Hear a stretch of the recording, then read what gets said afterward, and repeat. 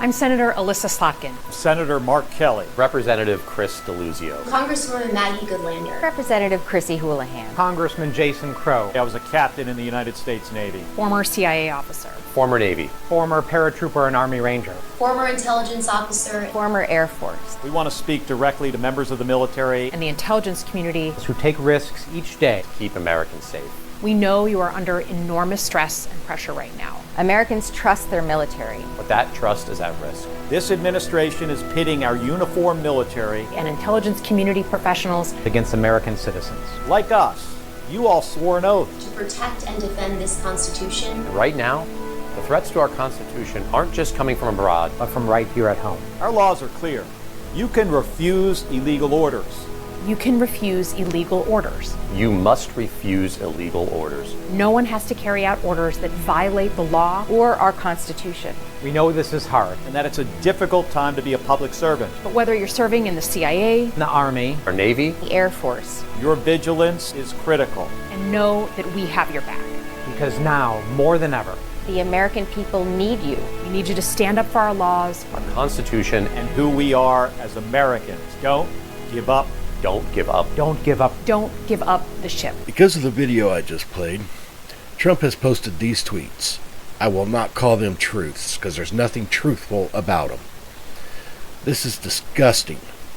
He is literally calling for the deaths of these congresspeople to be killed for letting our military members know that they not only have the right but the obligation to not follow illegal orders. I should be surprised at this, but I am not.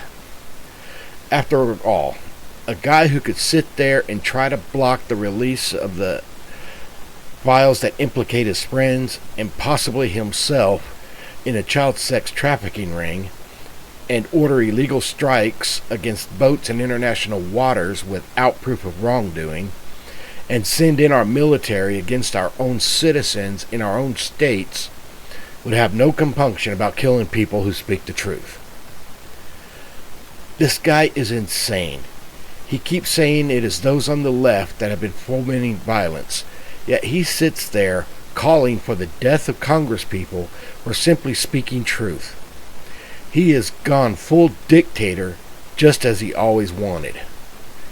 And now his lying mouthpiece, Caroline Leavitt, has just said this in regards to his threats. You have sitting members of the United States Congress who conspired together to orchestrate a video message to members of the United States military, to active duty service members, to members of the national security apparatus, encouraging them to defy the president's lawful orders. They did not say disobey lawful orders. They said you do not have to follow illegal orders. Stupid bitch. The sanctity of our military rests on the chain of command. And if that chain of command is broken, it can lead to people getting killed. It can lead to chaos. And that's what these members of Congress who swore an oath to abide by the Constitution are essentially encouraging. We have 1.3 active duty service members in this country. And if they hear this radical message from sitting members of Congress, that could inspire chaos, and it could incite violence, and it certainly could disrupt the chain of command. These three members of Congress, I will also add, knew exactly what they were doing. You look at Alyssa Slotkin. She's a former member of the CIA. Mark Kelly. That's right. They knew exactly what they were doing, telling U.S. service members, those that need our respect and support, to not follow illegal orders. They knew exactly what they were doing. Was a captain in the U.S. Navy. Maggie Goodlander was a naval officer, and notably, she is also the wife of Joe Biden's national security former advisor, Jake Sullivan. And so these members knew what they were doing. They were leading into their credentials as former members of our military, as veterans, as former members of the national security apparatus to signal to people serving under this commander-in-chief, Donald Trump, that you can defy him and you can betray your oath of office. That is a very, very dangerous. No, they are not defying the oath they took. Yes, they are defying him. They are defying his illegal orders. They swore an oath to defend the Constitution and the country from enemies, both foreign and domestic. Trump is definitely a domestic enemy, along with his cabinet and with you lying piece of shit.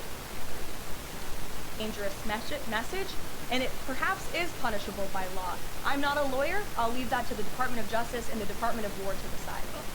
Yeah, she just said that those Congress members were advocating for the military personnel to disobey lawful orders. The video I just played at the beginning of this video explicitly states do not obey illegal orders. Not a single order Trump has given was illegal, not according to a few federal judges who in fact ruled that his invasion of California and other states was illegal. This is all a bunch of bullshit, and the biggest pieces of bullshit is Trump and his sycophants. Anyone who still supports these people after everything that has happened in just the past few weeks are either morons or traitors themselves. The office of the president has been defiled by this wannabe dictator king who illegally sits in the Oval Office. It is every citizen of the United States' duty to stand up to this tyrant and get him and his minions out of office. Hopefully after the midterms, the Democrats will have secured the majority in the House and Senate, and impeachment proceedings can commence. But remember, we must impeach Vance as well. If we remove Trump without removing Vance, then we will still be in the same situation, if not worse. I do not know if it can be done, but they should be impeached simultaneously. Otherwise, the risk of Vance pardoning Trump is too great, and that cannot be allowed to happen. We must get rid of both of those idiots. Then, when the Democratic House elects a new speaker, he or she can take over until the next presidential election comes around, and hopefully we can get back to being a democratic society instead of an authoritarian dictatorship. Remember, resistance is not futile.